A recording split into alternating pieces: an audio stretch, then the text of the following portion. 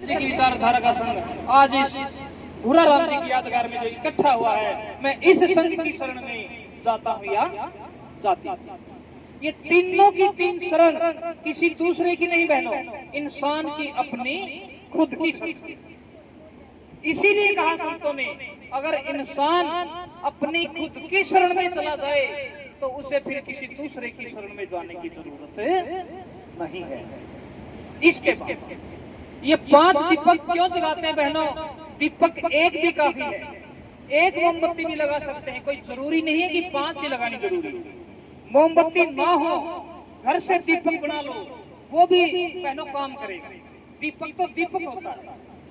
ये 5 दीपक समझाने के लिए, और ये तस्वीरें, इन तस्वीरों के बगैर भी काम चल सकता था। ये तस्वीरें और ये दीपक सिर्फ और सिर्फ समझाने के लिए लगाई जाती है मेरी बहनों, कि इन संतों गुरुओं ने जितना त्याग और बलिदान किया, इन्हीं की बदौलत आज हमारा समाज यहाँ तक पहुंचा।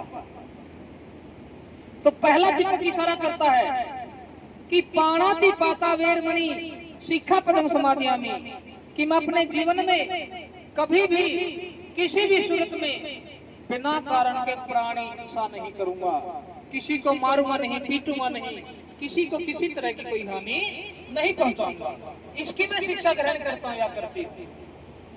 इसके बाद हम चलते हैं दूसरे सिद्धांत की तरफ, दूसरे दीपक की तरफ। दूसरा दीपक इशारा करता बहनों, दूसरा दीपक कहता है कि अदिन्ना दाना वेरमणि शिक्षा पदम समाधियामी, कि मैं अपने जीवन में कभी भी किसी भी सूरत में चोरी नहीं करूंगा, न कभी चोरी की ही वस्तु को अपने घर में रखूंगा, न कभी चोर का साथ दूंगा। इसकी मैं शिक्षा ग्रहण करता या करती। इसके बाद हम चलते हैं तीसरे दीपक की तरफ। तीसरा दीपक इशारा करता है कामेश इच्छाचारा वेरमणि शिक्षा पदम समाधियामी, कि मैं अपने जीवन में कभी भी किसी भी सूरत में व्यभिचार नहीं करूंगा, दूसरे की बहन बेटी को अपनी बहन बेटी समझूंगा। इसकी मैं शिक्षा ग्रहण करता हूं या करती हूं। इसके बाद चौथा दीपक इशारा करता है मूसावादा वेरमणि शिक्षा पदम समाधियामी, कि मैं अपने जीवन में कभी भी किसी भी सूरत में झूठ नहीं बोलूंगा, न कभी झूठे व्यक्ति का साथ दूंगा, न कभी झूठी गवाही दूंगा। इसकी मैं शिक्षा ग्रहण करता या करती हूँ।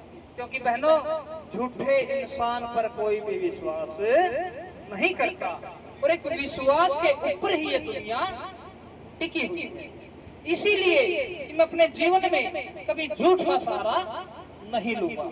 इसकी मैं शिक्षा ग्रहण करता हूं या करती हूं। इसके बाद पांचवा दीपक इशारा करता है, आज से मेरी बहनों देखो, कितने सालों पहले तथागत बुद्ध जी ने अपनी वाणी की तलवार से मेरे समाज में नशे को रोकने के लिए अपनी वाणी से वार किया मेरी बहनों। और तथागत बुद्ध ने कहा अपनी वाणी में कि सूरा मेरा मत माठाना वेरमणि शिक्षा पदम समाधियामी। राजा महाराजाओं के समय में मेरी बहनों 2 तरह की शराब होती थी, सूरा और सोम, जैसे आज अंग्रेजी और देसी है। सूरा मेरा मत माठाना वेरमणि शिक्षा पदम समाधियामी, कि मैं अपने जीवन में कभी भी किसी भी सूरत में कच्ची पक्की शराब, हुक्का, बीड़ी, पान, गुटखा, सुल्फा, गांजा, कोई भी नशीला पदार्थ हो, उसका अपने जीवन में कभी सेवन नहीं करूंगा, जिससे हमारे पैसे की हानि होती हो साथियों, और हमारे शरीर की हानि होती हो। ऐसे किसी भी नशीले पदार्थ हम अपने जीवन में सेवन नहीं करूंगा। आज से 2500-2600 साल पहले तथागत बुद्ध जी ने ये बात कही नशे को रोकने के लिए। इसके बाद जिस समय गुरु रविदास महाराज जी का आंदोलन आया, गुरु रविदास महाराज जी ने भी अपनी वाणी की तलवार से नशे को रोकने के लिए, गुरु रविदास महाराज जी ने अपनी वाणी में कहा कि मदिरा क्या पीजिए जो चढ़े चढ़े उतराए, नाम महारस पीजिए जो चढ़े ना उतराए। कि दारू के नशा करना है, सुबह पी शाम को उतर जाएगी, शाम को पी सुबह उतर जाएगी। अगर आपने नशा करना है तो इन संतों की शिक्षा का नशा करके देखो साथियों, आपकी कई पीढ़ियां सुधर जाएंगी। लेकिन किसने समझा गुरु रविदास महाराज की बात? नौजवान साथियों में, युवा वर्ग में नशे का इतना प्रकोप फैल चुका सम्मानित साथियों, 8वीं 9वीं के बच्चे भी हुक्के की घूंट मार करके स्कूल में जाते हैं। कौन बचाएगा? कौन रोकेगा? इसके बाद ये 5 दीपक इसीलिए जलाए जाते बहनों, और इनका हिंदी में अर्थ बताना मेरी बहनों इसीलिए जरूरी था। अगर मैं अपनी भाषा में बोल के चला जाता, आप समझ कोई बात नहीं आनी। किसी के मन में कोई शंका ना रहे, कोई डाउट ना रहे। और ये 5 दीपक, सॉरी, ये 5 सिद्धांत, 5 पंचशील जिसको बोला जाता है, गुरु रविदास महाराज जी के आंदोलन के बाद जिस समय बाबा साहब अम्बेडकर जी का आंदोलन आया, बाबा साहब अम्बेडकर जी ने इस कलम की ताकत से ये 5 के 5 सिद्धांत भारतीय संविधान में स्वर्ण अक्षरों में पिरो दिए। कभी न कभी तो मेरा समाज भारतीय संविधान को उठा करके पढ़ेगा। कोई किसी से हिंसा करता धारा लगती है, कोई चोरी करता धारा लगती है, कोई बहन बेटी की तरफ गलत नजर से देखता धारा लगती है, कोई झूठ बोलता धारा लगती है, कोई नशे पत्ते का काम करता धारा ना लगती। तो बताओ साथियों, 5 के 5 सिद्धांत ना हो तो बताओ। बाबा साहब अम्बेडकर तो लिख के चले गए, लेकिन उनको लागू तो हम नहीं करेंगे।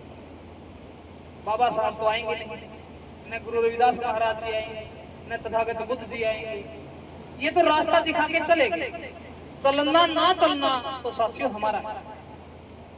इसके बाद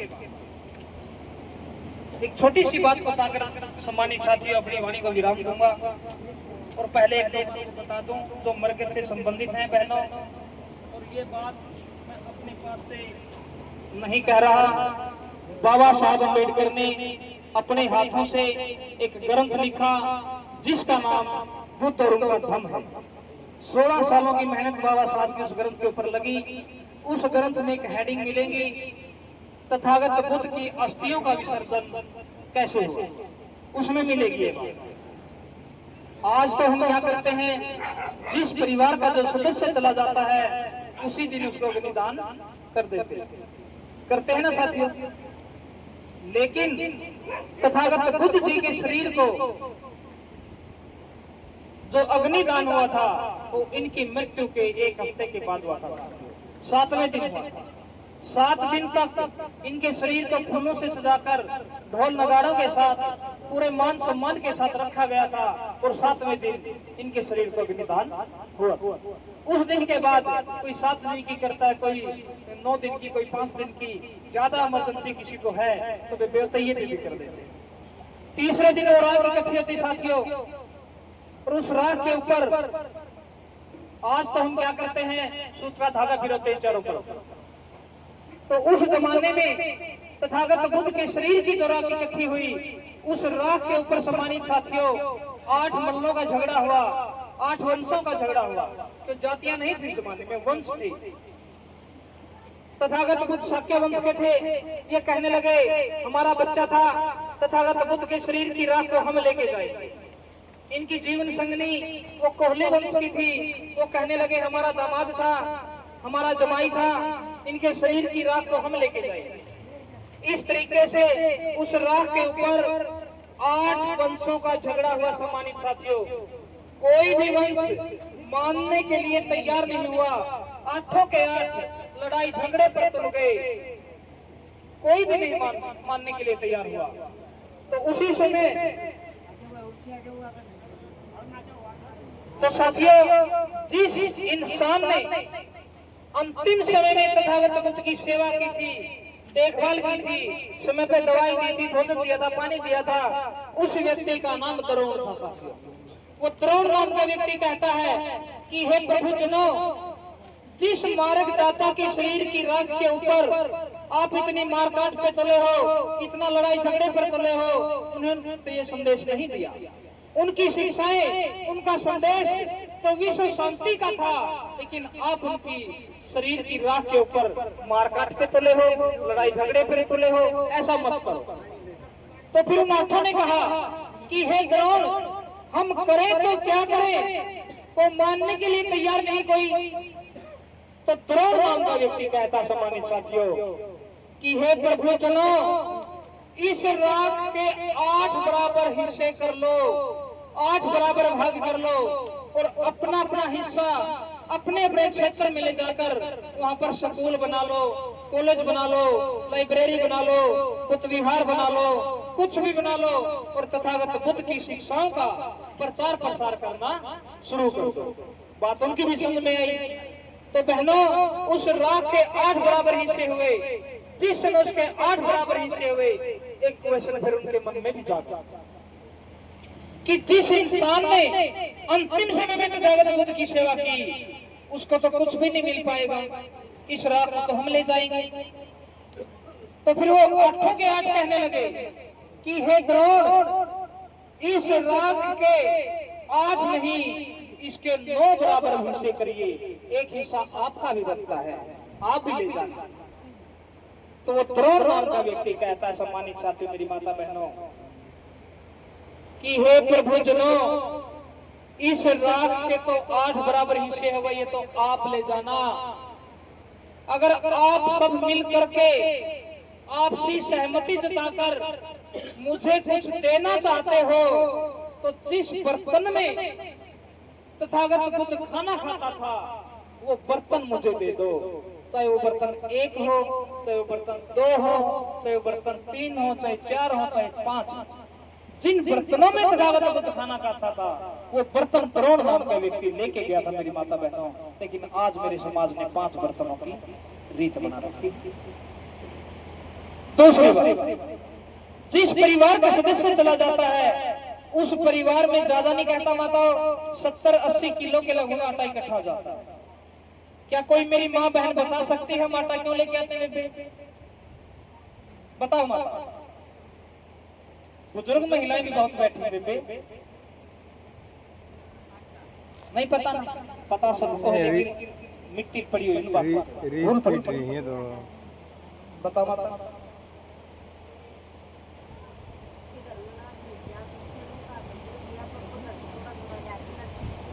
हाँ, बिल्कुल माता जी की बात बिल्कुल सत्य है। आज तो सम्मानित साथियों, इतनी टेक्नोलॉजी है, कहीं से भी आटा ले लो। किराने की दुकान से आटे की थैली मिल जाएगी, किसी ने आटे की चक्की भी लगा रखी है, वैसे भी घर के छोटी छोटी चक्कियां लगी हुई है। जिस समय हमारी दादी परदादी जो होती थी उस जमाने में, वो हाथ वाली चक्की घुमाती थी, हाथ वाली चक्की घुमाती थी। और जिस समय जिस परिवार का सदस्य चला जाता था, बेबे हंसने की बात नहीं, माता समझने की बात, बेबे सुन लो एक बात। तो जिस उस जमाने में जिस परिवार का सदस्य चला जाता था, उस परिवार की वो चक्की नहीं चलती थी। अब माता चक्की नहीं चलेगी तो आटा कहां से आएगा? भाईचारा, रिश्तेदार थोड़ा थोड़ा आटा अपने घर से लेके आते थे, वो इसलिए कि उस परिवार को आटे की कमी महसूस ना हो, इसलिए लेके आते थे। लेकिन आज भी मेरे समाज ने आटे की रीत बना दी। क्या आटा हम नहीं लेके आएंगे, क्या ये क्रिया नहीं होगी? दूसरी बात, चौधरी भूराराम जी की तेहरवी आज 8 दिन हो चुके माता, कोई नहीं करता 8 दिन। इसी तरीके से धीरे धीरे करके रूढ़िवादी परंपराओं से बाहर निकलेंगे। दूसरी बात मेरी माता, देखिए एक बात और पूछता हूँ बेबे आपसे, बेबे झूठ मत बोलना कोई। 1 हफ्ते के अंदर 2 दिन ऐसे हैं माताओं, मेरी बहनें सिर नहीं दुखती, मंगलवार और वीरवार। बताओ माता क्यों नहीं दुखती? एक दिन को तो कहेंगी बेटा बिना भाई की बाण, पता नहीं वीरवार को मंगलवार को बिना भाई की बाण सिर नहीं दुखती। दूसरे दिन को कहेंगे बेटा इस दिन तो चौथा भी तालाब में सिर नहीं डूबेगा। ये 2 बातें मिलती, इनके सिवा बताओ बेबे पता होता? मेरी माता चौथा तो इतनी गहरी डूबती मारा 20 फुट दूर निकला जाए। इसके पीछे का जो लॉजिक है मेरी बहनों वो समझिए आप, क्योंकि हम जब तक किसी बात की मूल जड़ तक नहीं पहुंचेंगे तब तक वो बात हमारी समझ में नहीं आएगी। और जब तक कोई बात समझ में नहीं आएगी तो फिर हम उस बात को मानेंगे कैसे? तो मेरी बहनों ने आज आप जो व्रत रखती हो ना, उस जमाने में मेरी बहनों ने एक संकल्प लिया था, क्योंकि पानी की हमारे पास कमी होती थी बहनों, जिसके पास पानी था हमें पीने नहीं देते थे।